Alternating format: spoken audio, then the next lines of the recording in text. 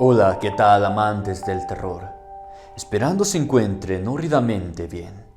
En esta ocasión les contaremos algunas anécdotas basadas en hechos reales, ocurridas en el metro. Por favor, ponte cómodo y apaga la pequeña luz de tu habitación. Comenzamos. Algo la jaló. Historias de terror en el metro. Desde que llegué a la Ciudad de México, mi traslado del apartamento al trabajo o viceversa, había sido el metro de la ciudad. Yo soy originario del estado de Zacatecas, pero por cuestiones laborales tuve que trasladarme a esta inmensa ciudad. A pesar de que llevo 5 años viviendo aquí, aún no me acostumbro al bullicio. La vida es muy rápida en esta ciudad. Espero y el próximo año ya regresar a Zacatecas con mi familia. Antes de continuar me presento. Mi nombre es David Duarte. Cuando recién llegué, uno de mis compañeros de trabajo me dijo que el único medio de transporte para mí era tomar el metro. Solo tenía que aprenderme las corridas hacia donde me trasladaría. Me hizo varias recomendaciones de lo que hiciera y no hiciera cuando lo abordara. Uno de los consejos que me dio fue: nunca cruces la línea amarilla cuando estés solo en el andén o acompañado. No me explicó el motivo, ya que fuimos interrumpidos por alguien más de la oficina. Pasó el tiempo y yo no le pregunté el motivo, y de eso me fui olvidando por el paso del tiempo. A finales del 2021, tuve que trabajar hasta muy tarde. Ya solo faltaban unos días para el mes de diciembre y tendríamos auditoría anual. Trabajé hasta que recordé que si no me retiraba de la oficina, no alcanzaría a llegar a tiempo a la última corrida en el metro. No me había percatado que varios de los compañeros se habían retirado de la oficina y cubículos en su mayoría ya se encontraban vacíos. Esa noche era poco el flujo de personas y poco a poco el andén se fue quedando vacío. Solo nos encontrábamos 5 personas en esa estación, entre ellas 2 mujeres. Lo recuerdo bien, una de estas usaba una gabardina y tacones altos. Se asomaba constantemente para ver si venía el tren, y cada vez se miraba más desesperada. Sacaba y metía su celular de la bolsa de su abrigo. Uno de los jóvenes que se encontraba ahí le pidió que no traspasara la línea amarilla. En ese momento recordé la recomendación que me había hecho años atrás mi amigo. Me acerqué al chico para preguntarle el motivo por el cual no deberíamos de hacerlo. El joven me contó que habían fallecido muchas personas por la misma forma imprudente de la señora que hizo caso omiso de no estar en ese sitio. Pero también noté que me ocultaba algo, y la pensaba mucho en decírmelo. Repentinamente se escucharon gritos. Era la señora que pedía ayuda. Estaba por correr a auxiliarla cuando la otra mujer me detuvo, al igual que el chico con el que conversaba. El otro señor estaba indeciso de hacerlo. No lo hagas, porque también te llevará con ella, fueron las palabras de la mujer. No entendía lo que sucedía. Me zafé de la mano de la señora para ayudar a la que se encontraba en peligro, pero en ese momento me petrifiqué y no me pude mover. Miré cómo la mujer comenzó a tratar de sacar su pierna del lado de las vías. Ella intentaba escaparse de lo que estaba jalándola, y fue cuando miré que algo la estaba sujetando. La mujer gritaba desesperada, tratando de zafarse de su opresor. Algo la jaló con fuerza, haciéndola caer. Cuando nos asomamos, no había nada ni nadie en ellas. Literalmente la mujer había desaparecido. Solo se escuchaban sus gritos alejándose del andén. Algo la jaló, algo se la llevó. Yo me llevé la mano al pecho y la otra a la boca para no gritar. Tuve que retirarme de allí, pues sentía que en cualquier momento a mí me sucedería lo mismo. Las piernas me temblaban y no podía controlar el temblor de mi cuerpo. Como pude salir del subterráneo, pues sentía que me faltaba el aire. Temblaba de miedo. Le hice la parada a un taxi y me retiré del lugar sin mirar atrás. Esa noche no pude dormir y cuando lograba conciliar el sueño, las pesadillas se hacían presentes. A la mañana siguiente, ya no quise bajar a tomar el metro. Cuando llegué a la oficina busqué a mi compañero para contarle lo sucedido. Él solo me miraba y me contestó que por eso no debía cruzar esa línea. Ahí hay algo, me contestó. La mujer del abrigo no es la primera ni será la última que desaparece en ese lugar, me aseguró. Durante las noches, cuando los túneles están casi vacíos, se escuchan gritos, lamentos. Algunos aseguran ver apariciones en los túneles. A lo largo de este año me han contado varias historias, experiencias que han visto o les han sucedido a mis compañeros de oficina. Algunas de ellas son más aterradoras de lo que yo presencié esa noche. Debo decirles que a partir de lo sucedido, ya jamás he vuelto a bajar al metro, aunque lo nieguen las autoridades. Ellos saben que ahí suceden muchos sucesos sobrenaturales.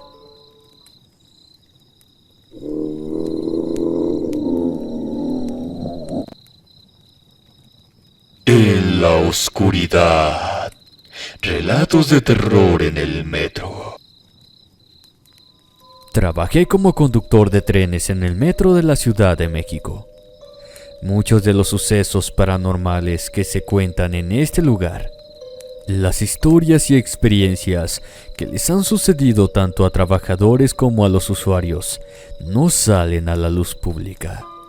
Se vuelven ecos como los ruidos que se escuchan a través de los túneles en el metro. Mi nombre es Ponciano López.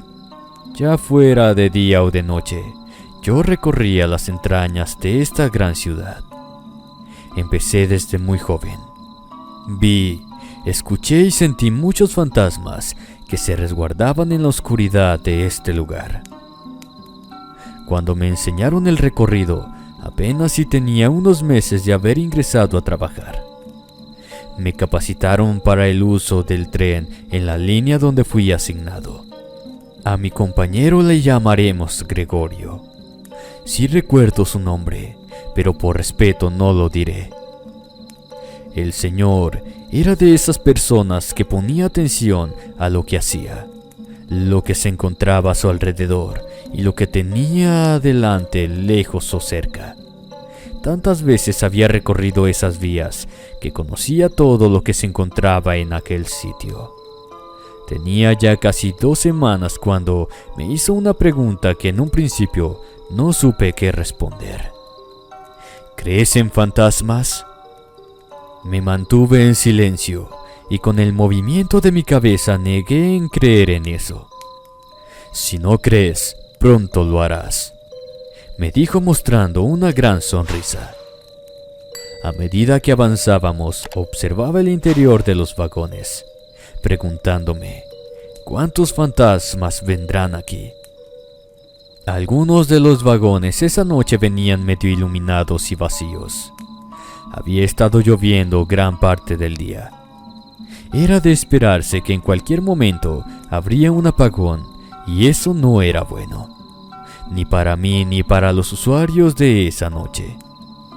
Ya faltaba poco para llegar a la siguiente estación, cuando una de las lámparas comenzó a parpadear. Eso me puso nervioso. No quería quedarme en la oscuridad porque no sabía hasta qué hora regresaría la luz y las paradas serían prolongadas. Faltaba poco para llegar al andén cuando sucedió lo que tanto temía. Todo quedó a oscuras.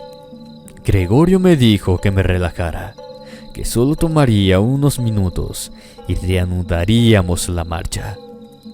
Me recomendó que no me acercara a las ventanillas ni a la puerta. Era más seguro. Como ya tenía algo de miedo por la oscuridad, le hice caso y me mantuve a mitad de la cabina. Todo ese tiempo que estuvo parado el convoy, me sentía observado. Les puedo jurar que no estábamos solos. Pasaron los minutos, los cuales para mí parecían horas, una eternidad. Los únicos sonidos eran las charlas de los pasajeros que se encontraban dentro de los vagones. Ecos provenientes de Dios sabe dónde. Para mí la espera fue eterna. Poco a poco regresaron los destellos de luz, mostrando las vías y el andén que se encontraba cerca. Antes de reanudar, miré a un lado donde escuché aquellos sonidos. Puedo asegurar que eran varios ojos que se reflejaban con el poco destello de luz. Estos parecían regresar al interior de las paredes del túnel. Miré desde sombras oscuras caminando por las vías, seres descarnados ocultándose, escondiéndose, buscando la oscuridad como si estuvieran huyendo de algo. Gregorio también los había visto. Su voz era tranquila cuando me dijo que aquellos eran estudiantes del 68. En la huida ingresaron varios. Estos corrieron por las vías, internándose y perdiéndose dentro de las instalaciones, dentro del laberinto que es el metro de la Ciudad de México. Por varios años aquellos seres me acompañaron en mi recorrido, uniéndose con el paso de los años, más almas en pena. Desde el terremoto del 85 a los suicidios que suceden aquí en el metro.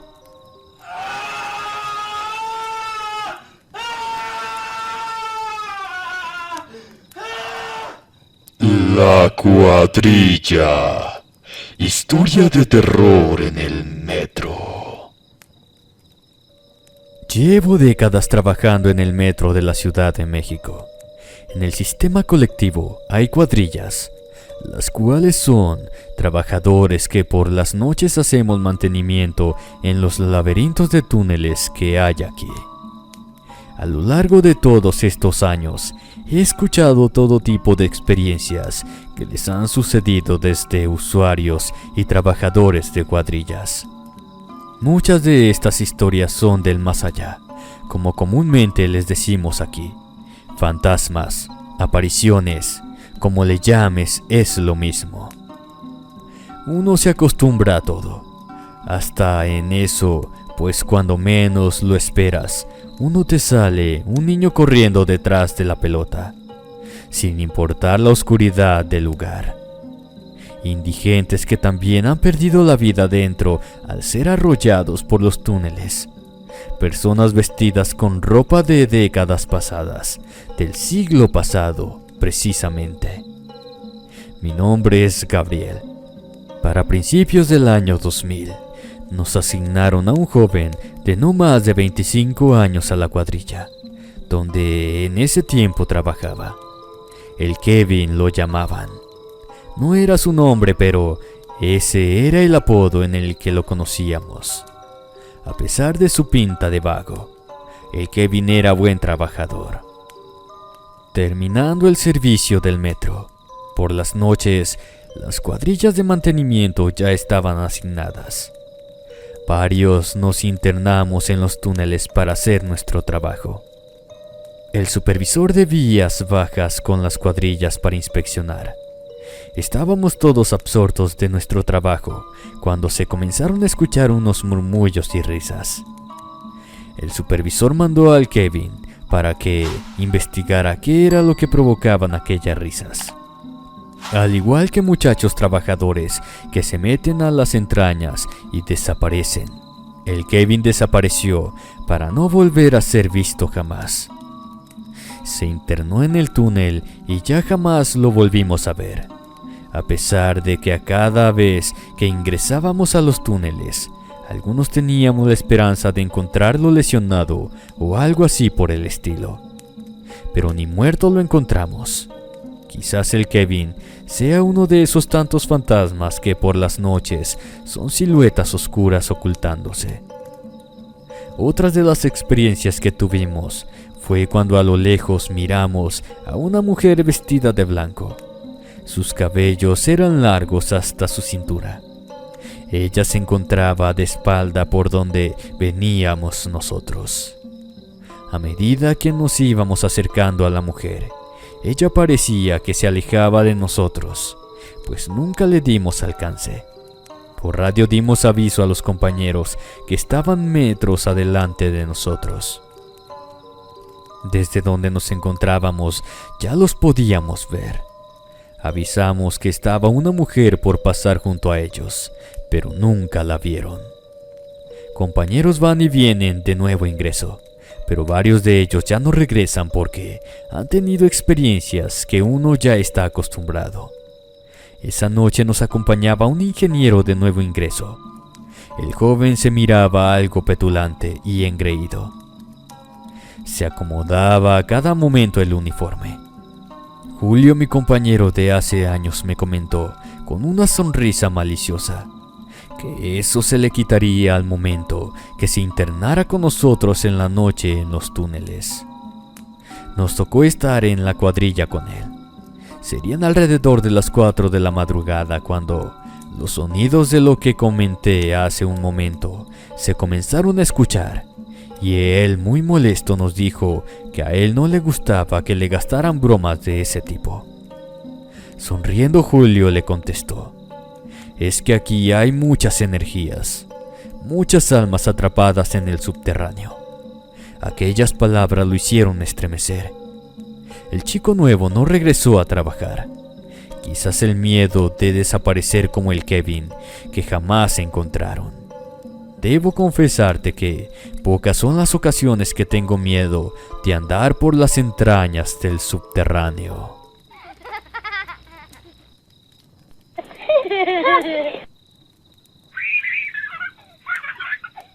La advertencia de los niños. Relatos en el metro. Mi suegro trabajó por muchos años en la línea 1, Zaragoza-Chapultepec. Esta es una de las líneas más antiguas de lo que fuera en esos tiempos el DF, hoy Ciudad de México. Y puedo asegurarte que, al igual que todas las líneas, tiene muchas historias paranormales que aún no han sido contadas. Mi nombre es Benigno Agüello. Mi suegro, cuando aún vivía, nos contaba lo que sucedía en su trabajo en el metro. A él le tocó en varias ocasiones ver cómo las personas tomaban la mala decisión de echarse en las vías para ser arrollados por el convoy. Pero de esas tantas, hoy quiero compartirles una de ellas. El trabajo de conductor en el metro. Esto lo hizo por varios años hasta que se pensionó. En la cabina de conductor comenzó a escuchar las voces de niños. Era como si estuvieran conversando unos con otros. Mi suegro pensó que eran algunos niños que venían a los vagones como pasajeros. Pero a medida que avanzaban, estos se escuchaban más donde él se encontraba y no el vagón de usuarios. Nos contó que repentinamente escuchó una vocecita que le decían: «No vengas mañana». Así estuvieron por un buen rato del trayecto. Ese día era el 18 de septiembre de 1985. Mi suegro se comenzó a sentir nervioso y continuamente miraba a los lados buscando a los niños, pero nadie lo acompañaba en la cabina. Cuando llegó a la parada, antes de que se abrieran las puertas, él comenzó a buscar con la mirada entre los pasajeros quienes traían niños. Pero solo se bajaron 2 señoras con sus hijos en brazos. Nadie con la edad de los niños que escuchó hacía unos instantes. Las horas que le restaban de trabajo se sintió intranquilo y algo nervioso. A la mañana siguiente, por alguna razón, no tenía ánimo de ir a trabajar. Él nos dijo que ya estaba vestido con su uniforme. Comenzó a sentir esa misma sensación cuando escuchó la voz de aquel pequeño advirtiéndole que no fuera a su trabajo ese día. Mi suegra le preparó un café para que se lo tomara y que se tranquilizara, para que tomara la decisión correcta de lo que haría. Apenas había transcurrido una hora cuando la catástrofe se hizo presente. Recordó que comenzó a llorar cuando dejó de temblar. Sintió alivio y estaba a salvo. En ese tiempo aún vivía su madre, y con voz calmada le dijo que le diera gracias a Dios, porque ni a él ni a sus hijos la ciudad se los tragó. A partir de lo sucedido, mi suegro le pedía al ángel de la guarda que cuidara de aquellas almitas que en ese fatídico día le salvaron la vida.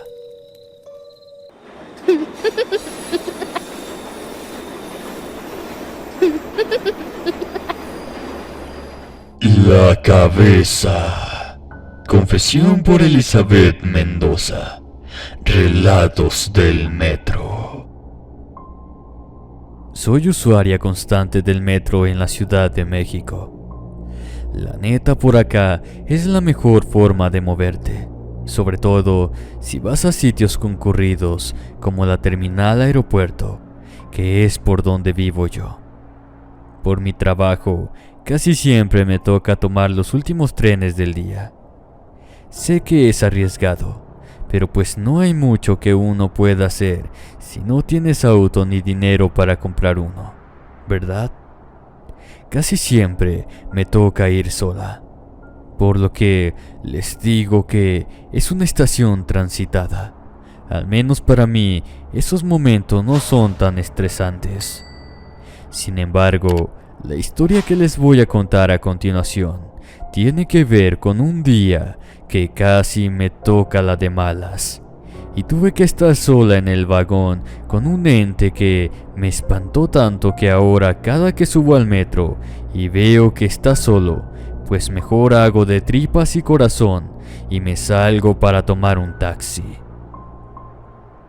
Recuerdo que era una noche especialmente fría de invierno, de esos últimos días del año en que la gente medio deja de trabajar porque ya casi todos andan de vacaciones. En esas horas sin luz fue que salí de mi trabajo apurada. Mis pasos de zapatos de plástico sonaban furiosos contra el piso. Tenía que correr para asegurarme de tomar el último tren o mi magro ingreso se vería cortado para poder pagar la renta de un auto privado. Después de unos minutos, llegué a la estación para subirme en dirección de aeropuerto, donde bajaba. Desde el principio me extrañó ver que el metro iba casi vacío, a excepción de una pareja, un par de hombres repartidos por los vagones y una niñita que jugaba con una pelota de un lado a otro. Me fastidió un poco verla ahí, como si su presencia fuera la cereza del pastel que me iba a fastidiar el día con unas risas infantiles y el ruido constante de la pelota que estaba haciendo. Supuse que la pareja eran sus padres. Los vi con encono porque no corregían a su criatura, pero no había forma de saber que realmente no tenía nada que ver con ella. Me puse mejor a ver cosas en mi celular para no amargarme. En poco tiempo, llegué a la estación correspondiente, donde bajamos casi todas las personas, a excepción de la pareja. Como no vi a la niña, pensé que se había ido con sus padres. Caminé apurada para subir las escaleras y subir lo más rápido que pudiera para salir al frío detestable de nueva cuenta. Mientras menos tiempo pasara por ahí, estaría en mejores condiciones de vida. sería poco probable que algún ladrón o secuestrador tratara de tomarme como víctima. Iba totalmente metida en mis pensamientos cuando me di cuenta, por el sonido de los pelotazos que rebotaban con fuerza en el eco de la estación, que la niña estaba por ahí. La busqué visualmente unos segundos para darme cuenta que estaba en el lado contrario del pasillo por el que yo iba. No vi a sus padres por ningún lado, así que, contra mi prisa e instintos, me acerqué. Si el mundo era peligroso para mí, una mujer adulta, más lo sería para una pequeña que no podría tener más de 7 u 8 años de edad. Cuando ella escuchó mis pasos contra el suelo frío del metro, volteó su cuerpo. No alcanzaba a verle la cabeza. Se encontraba en una zona oscura junto a la escalera, pero podía observar perfectamente cómo sus manos se aferraban a un objeto circular con fuerza. Cuando notó que estaba más cerca, se volteó para ir de nuevo a las sombras, botando su pelota, riendo de forma discordante a cada bote, como si el golpeteo le interrumpiera la voz de alguna manera extraña. Me desesperó un poco la situación, así que corrí a donde se encontraba la pequeña para encontrarme con ella de espaldas. Casi choca con mi abdomen. Sujeté mi bolso por reflejo. La tomé del hombro para girarle y preguntarle sobre el paradero de sus padres. Cuando mis dedos tocaron su hombro flaco, me di cuenta de que su temperatura corporal estaba muy por debajo de la mía. Era como tocar un témpano de hielo bajo un vestido inocente de tono rosa. Creo que para ese momento mi cara ya reflejaba el terror que estaba sintiendo, porque pude sentir cómo mi boca se torcía en una mueca de desagrado. Jalé a la niña para verla en la luz. Enseguida me arrepentí de ello. Bajo el tono amarillento mortecino de las lámparas del metro, podía ver que su cabello estaba seccionado a la altura de la tercera cervical. Se notaba el interior de unos músculos que no palpitaban con la vida, pero se movían fingiendo tenerla. El cuerpo se giró con una voltereta juguetona. Tenía una mano extendida con los dedos apuntando al cielo y en la otra la pelota. Era una presentación que se notaba que ella había hecho montones de veces. Parecía incluso que ensayaba con diversión ese instante en el que por fin las luminarias del transporte se posaban sobre la sonrisa llena de dientes amarillos. Los ojos de color blanco, como los tienen los muertos. El cabello atado en una coleta que sería bonita si no estuviera acompañada de carne carcomida por el tiempo. Los golpes, el castigo de ultratumba. La cabeza de la pequeña comenzó a reírse con diversión infantil al presenciar mis gritos de terror. Quise salir corriendo de ahí, pero ella me aventó su cabeza, que chocó derecho contra mi espalda para luego caer rebotando en el piso. Caí de frente por el impacto fuerte que me sacó de equilibrio. Quise pararme de un salto, pero eso solo logró que me tropezara con mis propios pies y dejara que mi tobillo se torciera a un lado. Grité de miedo y dolor. Quería que alguien me ayudara. Las risas infantiles resonaban en mi cabeza como un coro infernal. Me hice una bolita para no sentir esos golpes con la cabeza tan fuerte sobre mi carne. Parecieron años el tiempo que pasó hasta que escuché los pitidos de un silbato de uno de los vigilantes del metro. Enseguida sentí que la presencia se retiraba, como si nunca hubiese existido en las inmediaciones.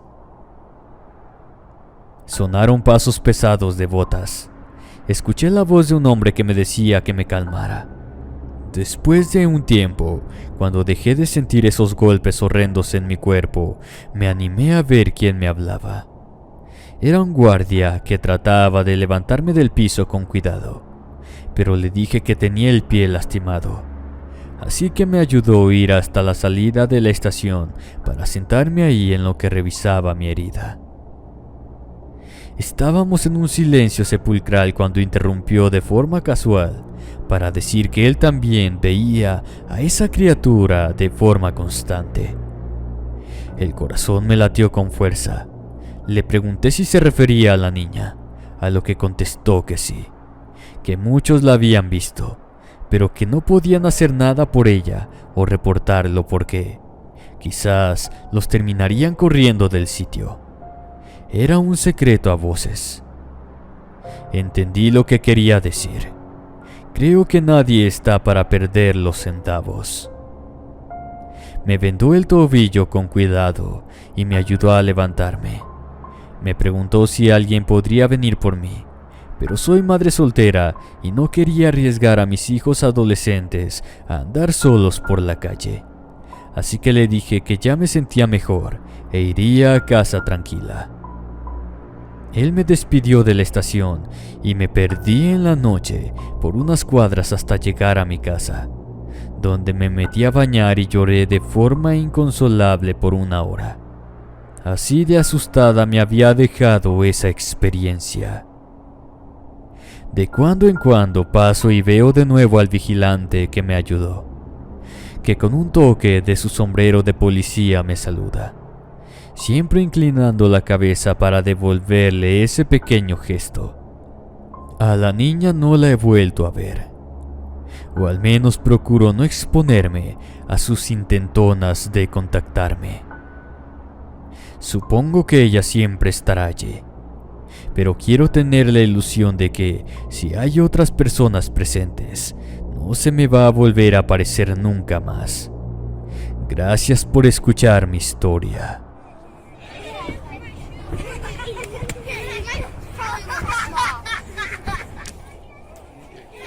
Niños en el metro.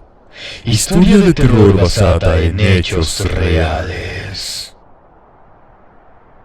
Buenas noches a toda mi gente bonita que usa el metro de nuestra bellísima capital, la gran Ciudad de México. Llevo varios años trabajando como DJ de esta impresionante maquinaria que mueve a miles de personas cada día, los 365 días del año y a casi todas horas. Quizá no es un trabajo muy glamuroso ser DJ de las cabinas del metro, donde la gente a veces ni nota que hay música, pero al menos es un trabajo que me deja para comer y yo trato de divertirme mientras lo hago. Escojo muy bien las playlists que van a escuchar los usuarios. Somos varios los que hacemos esto, así que le vamos cambiando cada vez, pero a mí me gusta programar distintas listas para cada estación, para darles una personalidad sonora que acompañe a las personas que van a sus diferentes historias lo mejor que se pueda.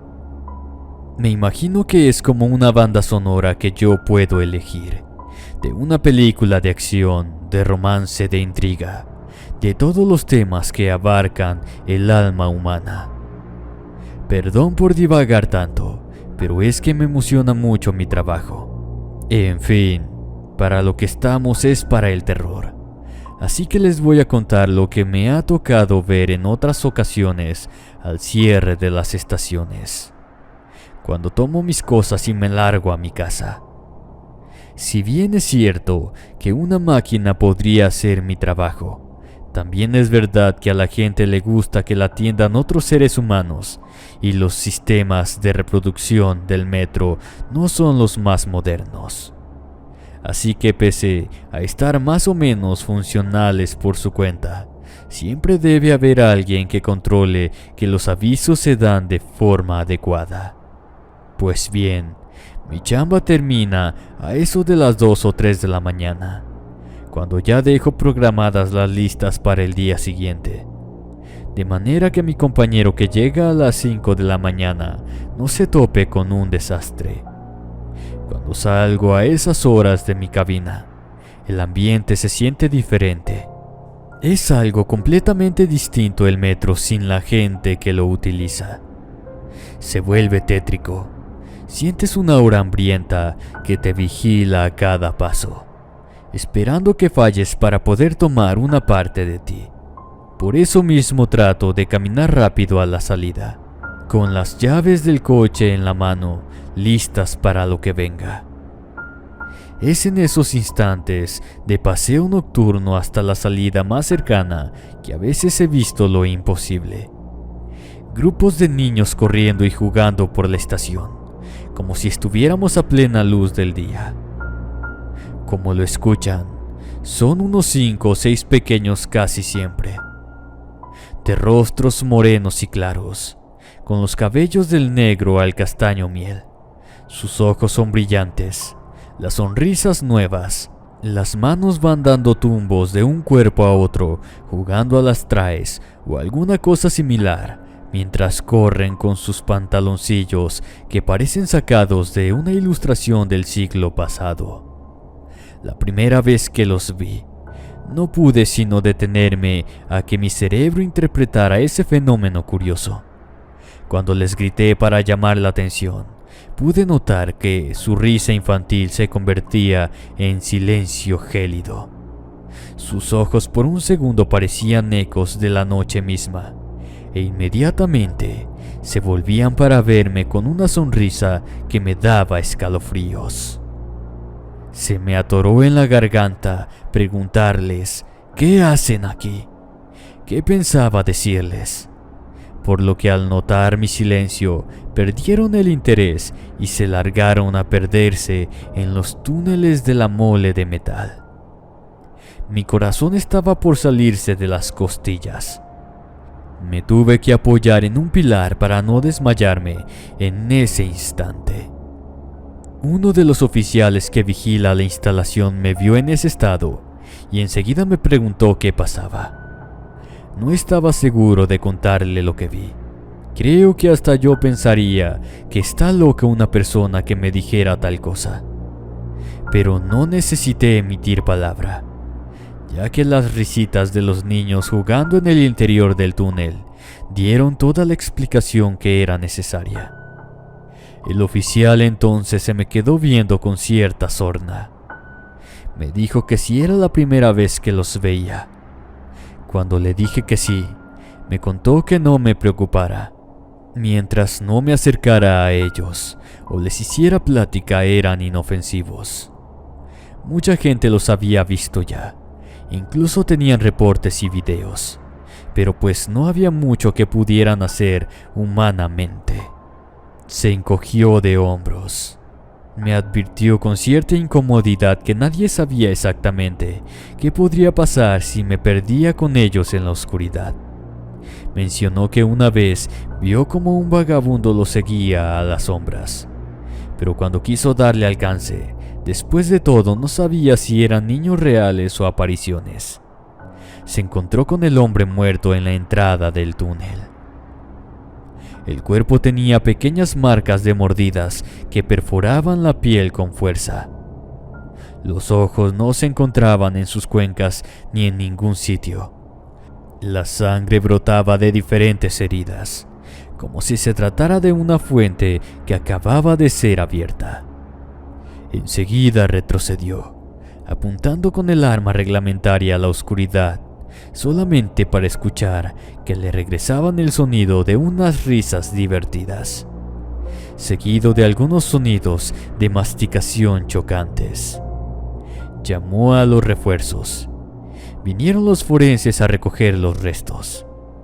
Dijeron que no sabían qué había atacado a ese pobre hombre, pero que si pudieran adivinar, ya no había posibilidades de eso. Parecería que una jauría de perros lo hubieran atacado en unos instantes.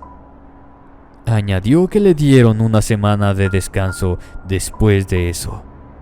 Cuando regresó, todo estaba normal.